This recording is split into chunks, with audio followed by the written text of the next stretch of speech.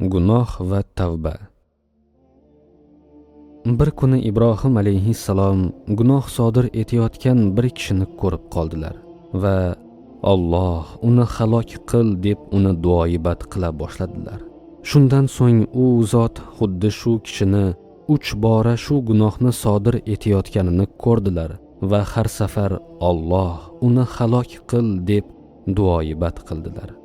Bunga javoban Alloh taolo Ibrohim alayhissalomga quyidagi vahiyni tushirdi.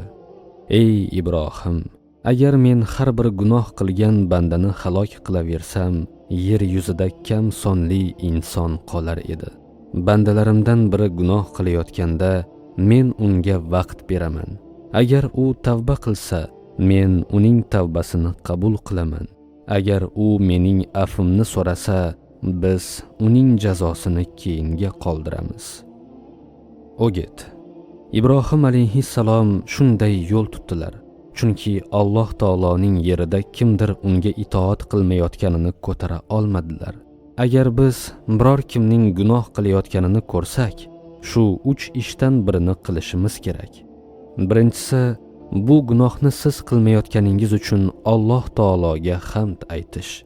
Ikkinchisi, Alloh taolodan musulmon birodaringizni yomon amal va gunoh qilishdan saqlashini so'rab duo qilish. Uchinchisi, Alloh taolodan kelajakda gunoh qilishdan panoh so'rash. Hech kimga kelajakda ham taqvoli bo'lib qola olishi kafolati berilmagan.